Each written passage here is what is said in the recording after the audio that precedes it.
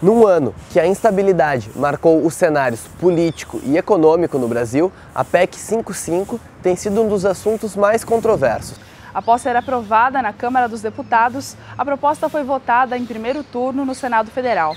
61 senadores votaram a favor da PEC e 14 contra. Nesse mesmo dia, a consulta pública na página do Senado apontava que mais de 94% de um total de 370 mil votantes eram contrários à PEC. A proposta de emenda à Constituição tem como texto base instituir um novo regime fiscal no Brasil, estabelecendo, por 20 anos, um teto para as despesas primárias da União.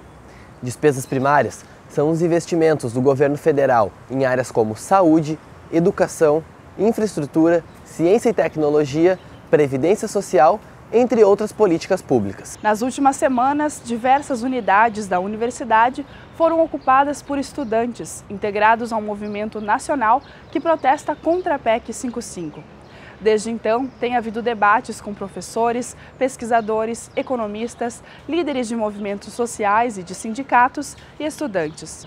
O Multiponto esteve presente em parte dessas atividades e conversou com muitas pessoas para tentar entender um pouco melhor do que se trata essa proposta de emenda à Constituição. O que ela faz é colocar uma espécie de um limite de velocidade no gasto público, né? Em que sentido? A PEC diz o seguinte, que o total do gasto público da União num determinado ano, ele tem que ser igual no máximo ao que foi gasto no ano anterior, mais a inflação. Então, por exemplo, vamos supor que num determinado ano a União gastou 200 e vamos supor que nesse ano a inflação foi 5%. Então, no ano seguinte, né, a gente vai ter o gasto público como sendo o que foi no ano anterior, os mesmos 200, mais 5% dos 200, ou seja, mais 10. Então, se num ano foi 200, no ano seguinte vai ser 210. O limite que é dado para os gastos, para o crescimento dos gastos, é a inflação. Então a regra diz que durante 10 anos, mais 10, né, durante 20 anos, mas com uma revisão no meio, os gastos do governo federal poderão crescer no máximo o que varia a inflação, o que crescem os preços. Ele ignora, então, a partir daí, por todo o crescimento de receita que pode ter. Ou seja, como ele propõe um congelamento por 20 anos, que só vai acompanhar a inflação, não é razoável nós imaginarmos que durante 20 anos não vá crescer o PIB e, junto com o PIB, a arrecadação do governo. Você tem que colocar um limite de velocidade para o gasto, que é a inflação, menor do que o limite de velocidade que você coloca para a receita, que vai ser a inflação mais o crescimento do PIB. De tal forma que, ano a ano, a receita vai crescer 1, 2, 3% acima da despesa. Ao longo de 5, 6, 10, 15 anos, você elimina o problema do déficit público. A PEC, ao reduzir a porcentagem do PIB que vai ser investido nas despesas primárias, que são justamente o que é gasto com política pública, investimentos e que garantem direitos, a porcentagem do PIB vai sair de 20% para 14%. É uma diminuição muito grande do que pode financiar as políticas públicas. Como resultado disso, e somado ainda ao fato de que, apesar desse congelamento e redução da porcentagem de PIB de investimento, a população vai crescer, vai envelhecer e a demanda vai aumentar, o resultado que a gente vai ter disso é um gasto per capita cada vez menor, tanto para a saúde quanto para a educação, então piorando a oferta dessas políticas públicas e da garantia desses direitos e também para as outras questões. Então, se eu não tenho cada vez menos dinheiro para poder investir, inclusive nessas políticas públicas de direitos importantes, menos ainda eu vou ter, por exemplo, para poder fazer investimentos em outras áreas, garantir segurança pública, garantir a infraestrutura, que é essencial também para a questão econômica. Isso não quer dizer, não tem nenhuma implicação sobre as diferentes rubricas. Então, numa determinada rubrica, por exemplo, educação, eu posso gastar mais do que a inflação, eu posso fazer com que o gasto aumente mais do que a inflação do ano anterior. O que a PEC obriga é que, se eu fiz isso numa rubrica, eu tenho que fazer o contrário numa outra. Então, se numa determinada rubrica, como a educação, eu resolvi fazer o gasto público crescer mais do que a inflação no ano anterior, numa outra rubrica eu vou ter que fazer ele crescer menos do que a inflação do ano anterior, de tal forma que a soma, né, o agregado, o total, bata com a variação da inflação. O mundo que a gente está vivendo hoje o governo tem déficit, esse déficit é uma falta de dinheiro todo ano, o governo tem que tomar mais dívida para pagar esse déficit, então a dívida vai aumentando e a gente vai caminhando para um destino de insolvência, né? de perspectiva de não conseguir pagar uma dívida. E aí a gente volta para aquele mundo inflacionário que a gente viveu, né, durante os anos 80 e 90, que era altamente prejudicial ao crescimento da economia, geração de emprego, geração de oportunidades, etc. 45% do orçamento público nacional ele é comprometido com o pagamento dos bancos nacionais estrangeiros para amortizar a dívida e para pagar o principal da dívida, sem que isso, entretanto, reduza o estoque da dívida. Dou um exemplo. Em 2015, o Brasil despendeu, somente a título de pagamento de juros e do principal da dívida, 960 bilhões de dólares. A dívida que estava em janeiro, 3 trilhões e 200 bilhões, ela chegou, apesar desse dispêndio, dessa amortização, chegou a quase 4 trilhões de dólares. É um escândalo dos dispositivos de autoalimentação dessa dívida, que é um saqueio que se estabelece no país. A dívida não tem muito o que fazer, né? Porque ela já foi contraída, né? A gente pode dar o calote nela e parar de pagar, mas tirando parar de pagar, eu não vejo uma outra alternativa concreta. Essa história de auditoria é balela. Né? Quer dizer, é a história de que não, a dívida é ilegal, a dívida... Isso é pura e simplesmente, vamos dizer, uma conversa irreal. Não existe isso. Isso é título público que foi feito, foi vendido, alguém comprou, alguém emprestou o dinheiro para o governo. Não há o que auditar nesse sentido. Né? Não tem, a meu juízo, não tem nada de irregular. Na Constituição de 88, no ato das disposições transitórias, consta que a dívida pública ela deve ser auditada. Ela nunca foi auditada no nosso país. Existem estudos técnicos, científicos, como os da Auditoria Cidadã da Dívida, que apontam que correspondente a metade do orçamento nacional do nosso país é drenado para a remuneração dos rentistas que detêm os títulos da dívida pública. Um país vizinho como o Equador fez uma auditoria da sua dívida e comprovou que 70% do montante devido eram contratos ilegais. Essa dívida foi anulada e pôde aumentar substancialmente o orçamento público para áreas prioritárias como educação e saúde. A crise econômica brasileira pode ser explicada de diferentes maneiras. O descasamento entre as receitas e as despesas da União nos últimos anos aumentou a dívida pública e gerou um desequilíbrio fiscal. Este desequilíbrio é a principal justificativa do governo para a proposta de emenda à Constituição. No próximo bloco, nossos entrevistados debatem a queda da arrecadação, a crise em nível global e a efetividade de medidas de austeridade econômica. Nesses últimos anos, nos últimos 4, 5 anos, o crescimento da dívida acelerou bastante, porque esse problema do déficit ficou mais acentuado. Tem uma queda no resultado primário que foi muito mais acentuada pela queda da receita do que o aumento da despesa. Mas isso vai acontecer em 2014, final de 2014 e em 2015. Então nós estamos enfrentando uma crise conjuntural que requer medidas conjunturais, não medidas dessa medida estrutural como a PEC 241. E aí a gente tem alguns elementos que são os causadores dessa queda de arrecadação. O primeiro deles é a própria crise global, né? Os países são afetados em momentos e intensidades diferentes ao longo desse processo de crise. O Brasil ele tem um efeito um pouco mais tardio de países europeus, até porque ele é um grande exportador. Então, quando essas grandes economias importadoras sofrem uma crise, diminuem a sua importação, o Brasil, consequentemente, tem uma perda. Somado a isso, a gente tem o fim do ciclo do boom de commodities, então o preço das commodities, que é um dos principais elementos que o Brasil exporta, tem uma queda muito importante de valor e isso também diminui essa arrecadação. A gente também vem de um cenário que em 2014 o governo adotou uma série de medidas de desoneração tributária, então só nisso a gente chegou a perder 450 bilhões também.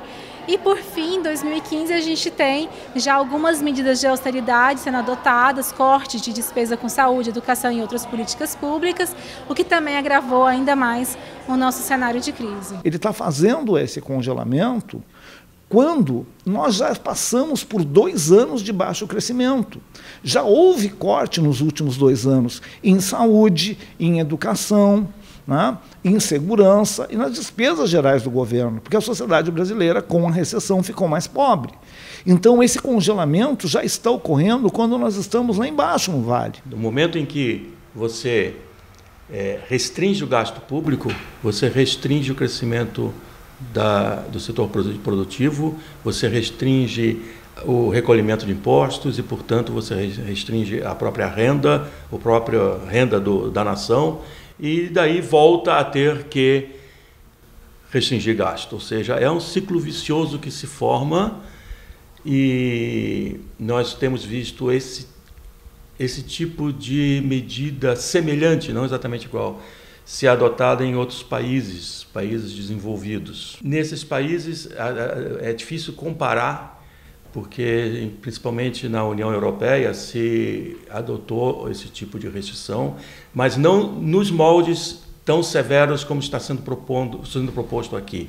Há diversos estudos internacionais, né, um recentemente publicado pelo Fundo Monetário Internacional, que mostra, né, que a maioria dos países no mundo tem adotado essa prática, né, de controle, né, dos gastos ou de limitação do orçamento. Esse é um ponto fundamental, né, que motivou essa redução, né, essa tentativa não de redução dos gastos, mas de controle dos gastos que fugiram, né, de qualquer perspectiva, que não estão acompanhando o crescimento da receita. A austeridade ou a solvência do setor público permite crescimento econômico.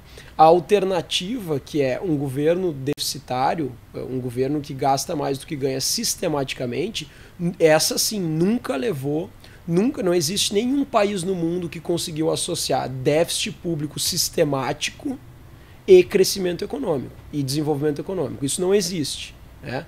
Agora, países que adotaram austeridade ou que conseguem ter um governo solvente ao longo do tempo podem ou não podem crescer e se desenvolver. A proposta de política de austeridades ela foi bastante adotada por países europeus logo após a crise global ali de 2008.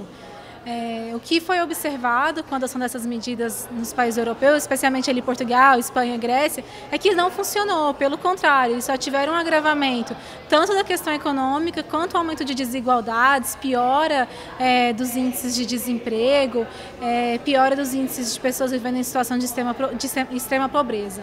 Tanto é verdade que recentemente o próprio FMI, que é o grande porta-voz dessa política de austeridade, soltou um estudo afirmando que políticas de austeridade em momentos de crise, contenção de gastos públicos em momentos de crise, apenas pioram a situação econômica, ampliam desigualdades e não surtem o efeito necessário. Então, no momento em que o próprio FMI reconhece que isso não funciona, não faz sentido algum que o Brasil adote este caminho para poder superar a sua crise. Um dos aspectos mais polêmicos da PEC 55 é seu período de vigência, 20 anos.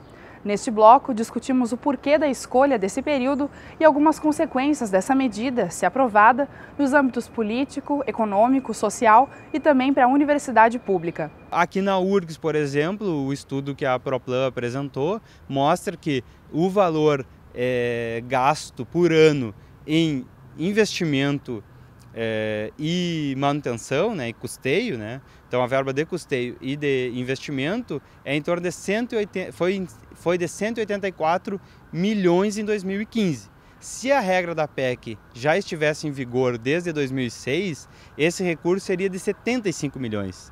Então tu imagina assim, toda a ampliação de vagas que foi feita, né, no processo do Reúne, por exemplo, né, todas as vagas novas que foram criadas e os cursos novos que foram criados na URGS estariam inviáveis, né? Boa parte da pesquisa que é realizada aqui na universidade não teria sido realizada. Então tu tem um efeito devastador. Teria inviabilizado toda a política de cotas na URGS. O crescimento que tivemos em campos, no litoral norte, mesmo aqui dentro da universidade, prédios novos, isso não teria. E essa perspectiva é que não vai acontecer. Nós, na URGS, e todos as outras organizações do setor público, vamos ter que lutar por uma fatia do orçamento. A gente vai ter que explicar e convencer a sociedade que o real aplicado na URGS gera mais retorno para a sociedade do que esse mesmo real aplicado num hospital, ou esse mesmo real aplicado numa outra universidade, ou esse mesmo real aplicado em educação básica. É uma regra assim, de Estado e não de governo, né? Porque eu tenho um determinado governo que é necessário fazer o ajuste fiscal, né? E daqui a pouco entra um outro governo, né, que pode ser contrário, não quer fazer o ajuste tão duro, tão necessário que possa ser feito e possa mudar. Então essa é uma regra, assim, por isso que é uma emenda à Constituição, que ela independe de política de um governo A, B ou C. Nós vamos estar congelando na Constituição uma política que deveria ser decidida a cada momento, a cada etapa, na busca da melhoria efetiva das condições sociais brasileiras. Essa PEC, ela parte de uma visão de Estado que não é a visão de Estado que foi eleita em 2014. O presidente da República, Michel Temer, foi eleito com Dilma Rousseff em cima de um programa que não tinha essa posição. Na verdade, hoje o governo Temer segue a linha daqueles que foram derrotados na eleição de 2014. Então, portanto, essa PEC representa também uma violência democrática. É um erro constitucional, é um erro político-econômico e um erro democrático profundo. Vai passar no Congresso e colocar na Constituição. Esse engessamento é muito ruim, né? Porque fazer uma viagem que dificulta a volta, se há erro, né? A política econômica é uma coisa que varia de governo para governo, né? Há uma questão política maior também que se pode pensar, que é o seguinte, quer dizer, como nós estamos numa democracia, vai ter eleições periódicas. Nesses 20 anos vai ter umas 4 ou 5 eleições para presidente. Mesmo que esse presidente tenha maioria no Congresso, ele pode não ter os 60% de cada uma das casas para mudar a Constituição. Então isso aí é um problema, porque pode o eleito não ter condições de cumprir seu próprio programa. O que a PEC faz realmente é estabelecer isso por 10 anos. A partir do 11º ano, a cada mandato presidencial, o presidente poderá, uma vez ao longo dos seus 4 anos, fazer um ajuste na quantidade de gasto público. Então, de verdade, o que a PEC faz é estabelecer esse limite de velocidade por 10 anos, com possibilidade de manter por mais 10, desde que nenhum presidente use essa cláusula de escape, aí vai valer por 20 anos. O governo não tem nenhum direito a subtrair de futuros governos o direito de escolher e de governar. E a PEC faz exatamente isso. Ela subtrai, né, o poder dos governantes e dos legisladores de pensar e projetar o país, atualizar as suas necessidades a cada 4 anos. Eu acho importante a gente tentar preservar essa ideia de ter o orçamento, de ter o debate orçamentário no Congresso Nacional como sendo um dos principais elementos, né, do nosso processo democrático. É ali, na discussão das prioridades do orçamento, é que a gente vai ter que ver o que o governo quer fazer, o que ele não quer fazer, aonde que a gente vai alocar o recurso, aonde que a gente não vai alocar. O orçamento hoje ele é uma lista de desejos. A gente escreve lá tudo que a gente quer gastar e depois manda a conta para alguém. Na verdade, manda para o contribuinte no futuro, porque a gente aumenta a dívida pública e alguém vai ter que pagar isso no futuro. Por que é importante que essa regra tenha validade por um período longo? Porque a gente, quando eu tenho um problema financeiro e vou lá para o gerente do banco pegar mais dinheiro emprestado, eu preciso convencer ele, para ele não me cobrar juros muito altos, que eu vou conseguir pagar esse negócio no futuro, né? Só que eu só consigo gerar alguma credibilidade se eu estabeleço uma regra que me impõe conseguir fazer esse pagamento por um período relativamente longo. Para a vida das pessoas, o que importa é a economia crescer, né? O que importa para a gente é a economia crescer, gerar mais emprego, gerar mais oportunidades e a nossa renda aumentar. Um país em que o governo é estruturalmente deficitário tem um limite para que isso aconteça, tem um limite para que a economia cresça, para que a gente gere emprego, gere oportunidades e aumente a renda. Então, o benefício da PEC é justamente tirar, não colocar um limite no nosso crescimento econômico, ao contrário, nos liberar, estabelecer uma condição necessária para a gente poder crescer, para a economia poder crescer e se desenvolver. O problema não está em controlar o gasto e nem existir o gasto e as medidas, né? É a forma que o governo está propondo e a profundidade que faz, que não é fácil para a sociedade brasileira, né? Porque nós dizer que vamos passar praticamente 20 anos, né, inclusive com baixo crescimento, porque a ideia que isso aí, contendo os gastos, a economia volta automaticamente a crescer, não é verdade. A estabilidade é uma condição necessária, mas não é suficiente para haver crescimento econômico. Pelo contrário, quer dizer, se o setor privado vê que nós vamos entrar numa crise, numa recessão, que não vai ter obras públicas novas, né, que não vai ter investimentos em saúde, em educação, em segurança, em saneamento, o setor privado também se reflui. O crescimento do PIB é a válvula de escape para as tensões sociais. Quer dizer, isso que está acontecendo agora é pequeno do que pode vir pela frente. Por quê? Porque acirra extremamente o conflito social. E a medida essa do governo é uma medida de acirrar os conflitos sociais. Então, a ideia é que, baixando a relação dívida-PIB, né, isso vai trazer para o setor privado mais conforto e vai atrair capitais para o país, é só a pessoa que não tem a mínima noção de economia política. Porque qual é o capital estrangeiro que quer vir para um país que passa quase em convulsão social? Nos últimos 15 anos no Brasil, houve uma expansão formidável das vagas nas universidades públicas, houve o acesso de populações pobres, negras, de juventudes excluídas, houve uma expansão importante na formação, na preparação acadêmica, educacional do nosso povo. O SUS teve expansão importante, seja no sentido de ampliar a sua estratégia de cobertura populacional, seja no sentido de também assegurar uma complexidade de atenção compatível com as necessidades que a nossa população apresenta. Isso se deu num contexto, por um lado, de restrição orçamentária, mas ainda assim com expansão de recursos. A proposta de emenda constitucional, ela acaba com essa dinâmica virtuosa e ascendente e crescente e vai estabelecer já em 2018, com o primeiro ano de vigência dos efeitos dessa PEC, restrições importantes que vão redundar na redução de vagas escolares, redução de consultas médicos e consultas especializadas, internações hospitalares, ou seja, criar um ambiente de tragédia humanitária no nosso país nos próximos 10 ou 15 anos. Simplesmente a gente tem de acabar, primeiro, com a demagogia de prometer mais saúde, mais segurança, mais educação, mais tudo, sem dizer de onde esse dinheiro vai sair, sem ter esse dinheiro. E segundo, ou é equilíbrio fiscal, ou é aumentar imposto, a gente sabe que a população hoje não tem capacidade de pagar mais impostos, ou é aumentar a inflação e você vai estar prejudicando os mais pobres, que você vai estar corroendo o dinheiro deles, o valor do dinheiro deles, eles não vão poder comprar comida, ou você se endivida mais ainda e no ano seguinte você tira dinheiro de saúde, tira dinheiro de educação para pagar juros e amortização de dívida. A PEC é polêmica, divide opiniões, gera debates e mobiliza a sociedade. No último bloco deste multiponto, nossos entrevistados discutem se há e quais seriam as alternativas a esta medida. Muita gente fala que é contra a PEC por causa dos problemas dela e realmente ela não é o que a gente gostaria de estar fazendo, mas a questão é, e se não fosse a PEC, o que a gente faria? Ir lá para um corte de despesas, aumentar a carga tributária, né, aumentar tributos, o que também não me parece razoável. A gente já tem uma carga de 33%, 34% do PIB, o que vários estudos mostram que para a nossa faixa de renda, para o nosso nível de renda per capita, já é bastante elevada.